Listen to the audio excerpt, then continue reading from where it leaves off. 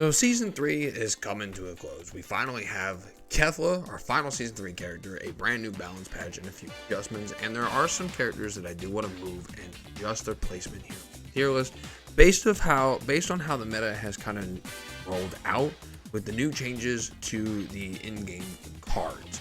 So we got a lot to talk about. I want to try and make this nice and short and sweet as we can. So let's go ahead and already hop on in. So let's start off with the buffs. Before we go over Kefla, let's start off with the buffs like normal. First off, we have Daima Goku, who I'm actually going to move here. Daima Goku got some very interesting buffs where it's good defensive utility buffs. He did get like his overall game plan just supported a little bit, but like his defensive stacking when he activates his passive from just hitting home, it's actually got buffed, which is kind of nice. It definitely is a different direction to take Daima Goku, and I do genuinely appreciate it because when it came to season 3 here, it seemed like they really wanted to slow things down a little bit because the burst damage in the game was just so high. So taking Daima Goku in this route just kind of made sense for what they really wanted to do here in season 3, and I definitely think it does make him feel a lot better to play. He definitely has some really stiff competition, but he does feel good to play at the moment. Definitely not a bad pick overall. 18 got another buff where it's just like an adjustment to how her level 3 will continue to proc. It's now a little bit more consistent, and I think I'll put her up here. I do still stand by the fact that I think she's just worse Vegito. The burst damage this character has is just she is much squishier with the less mobility than Vegito, so she's a little more high risk, high reward. You got an update, by the way. But regardless, the risk that you take to get that reward is still fairly feasible for 18 to pull off, and she spits damage, man. Like, she spits damage like no one's business. Like, she does have like the highest burst damage in the game, but I think she's just got a few things holding her back, especially when she's got to live under Vegito, who kind of just can do the same thing, maybe slightly less damage, but he's much tankier. He's got better crowd control options and better defensive options off of fully realizing that crowd control, and also has a debuff. Like, it's hard for 18 to compete when he feels like the better option over. Bora got some buffs. His skill 1, it does a little more damage, easier to proc. His ultimate just got adjusted a little bit. I think the Bora is not moving from the slot. Kefla completely annihilates it. You cry with the Bora when Kefla is on field, and with Vanishing Step cooldown, like, there's no reason to pick the Bora. Yeah, man. Like, unfortunately, he needs more again. The nerfs were definitely too hard, and this season is not kind to him. He needs that Vanishing Step cooldown gone completely, and something to really slow the opponent down just a little bit more, because the nerfs that he got before just unfortunately weren't cutting it. I really do feel bad for Deborah, and I'm a little upset with the changes because I didn't play Deborah, but nevertheless, I digress. I don't know why we're buffing this character, but it's increasing his damage again, but like in a bit of a different way where it's tied to like his transformation, giving him more overall damage, which whatever, I guess. He's fine. He's still the best DPS in the game, 1,000,000%. He's fine. Like, he definitely didn't need this buff, but it's not doing that much. Like, it's not making him overtuned again where he's just going to go up here. He is still pretty fine exactly where he's at. Zamasu.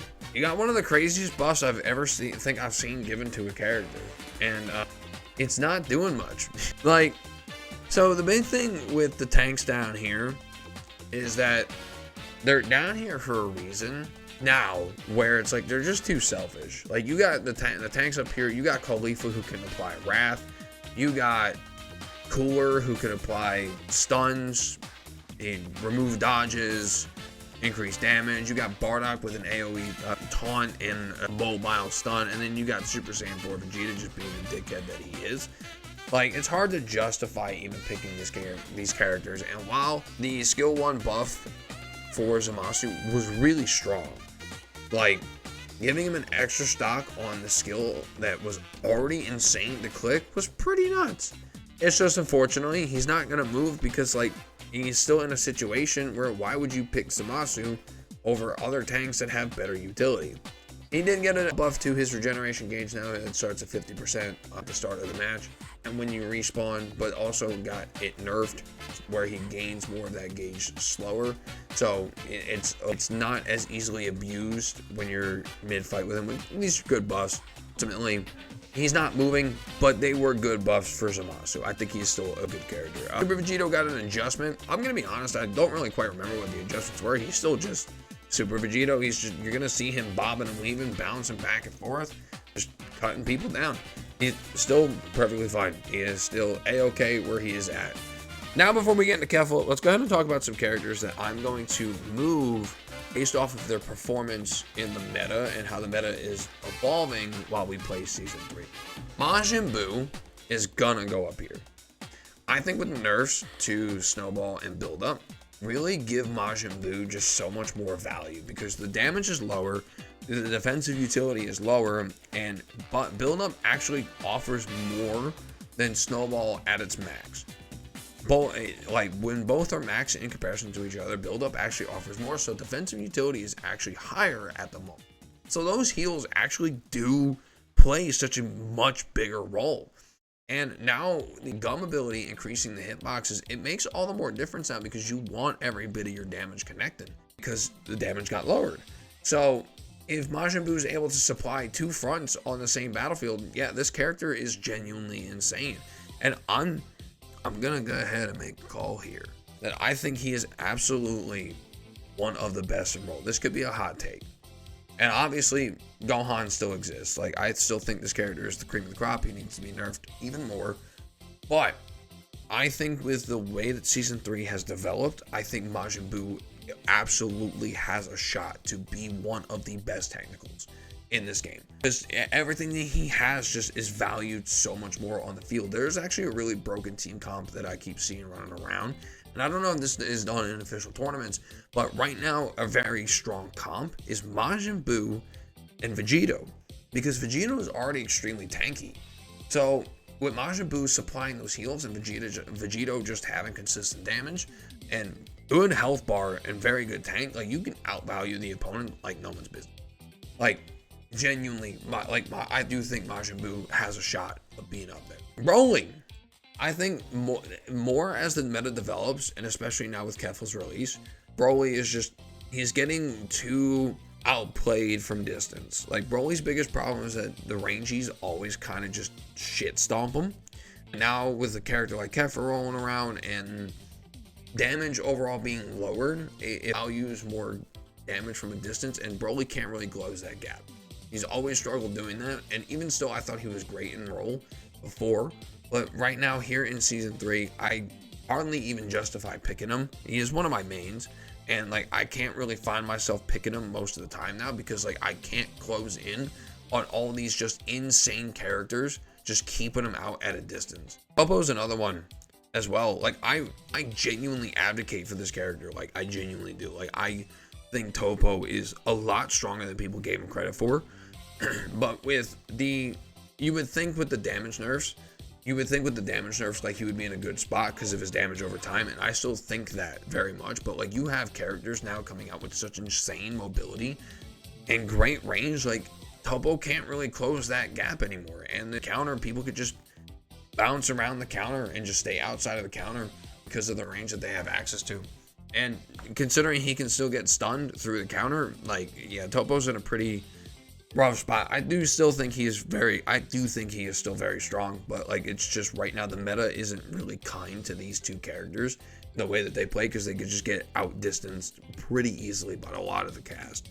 And yeah, that'll pretty much do it for the characters before Kefla. Let's go ahead and talk about Kefla herself. Kefla makes me want to ram my forehead into the nearest concrete wall that I could find. She is a dodge-based character, very high mobility. She is on the scale of like Oob, where she's very squishy, but she's got insane burst damage, great continual damage, and very high mobility because she gets vanishing step cooldown reduction the more that she hits the opponent. She's got great AoE, she's got great crowd control because of her normal attacks being able to split off into multiple things.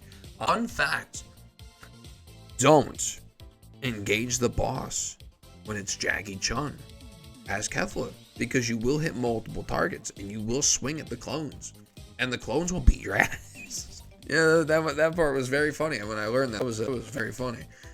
But she also has, without a doubt, one of the most broken ultimates in this game. Like, that ultimate that she has, specifically because it's in Kefla's hands, being able to move and dodge while using it and having the damage that it does, and the free range, like being able to turn it as fast as she can, it is easily the most broken ultimate in this game. But I'm going to throw her up here. I think she's phenomenal, but she is extraordinarily squishy to the point where she's another one of those very high risk, high reward characters. Like someone like Bojack, for example. Like, Bojack is on the squishier side, but as he gets up there, his utility kind of lets him play safely at that distance, and Kefla can kind of do the same thing. But Kefla is also a character that like really relies on playing outside of that, and she's not doing much to slow the opponent down. So if you have other very high mobility characters like Vegito, who have more health than her and have much better tankiness than her, they can just push her and kind of whittle her down, or even just outright nuke her because she's very squishy, she's gonna find herself in a bit of trouble. And like, then you have like characters like Super Saiyan 3 Goku, who can just teleport right into her face and just kind of just annihilate her before she has much of a chance to react. She's got counterplay. She definitely has counterplay. I don't think she's the best in the game. I think the shortcomings that she has kind of keeps her down here. But if you underestimate Kefla, and a good Kefla player will absolutely carry games. She's very strong. Well, give me one last second before we close out this video. All right. So just made a quick adjustment. Just wanted to scoot everything around. One, I did realize I forgot to talk about Baby as one of the winners from this meta development. Baby is phenomenal in this current meta. The lifesteal that he has that he can supply to the opponent, to his team, especially with damage being lower, is just outright phenomenal. Like, this character actually had a really strong glow up, and I'm actually very happy with Baby's performance. But I adjusted it to order it within tier and within role. So like, you'll see we have all the damage characters right here. They're all ranked with their tier, but with themselves. And you have your technicals here, then you got your tanks here. So this is how I feel about the current state of Gekishin Squadra. Let me know what you guys think down below. What do you guys think about not only the new balance patch, but the current meta and how it's developed? And what do you think about Kefla? I'd love to hear what you guys have to say. And that'll do it for me on this one. Thank you guys so much for watching. I'll talk to y'all later.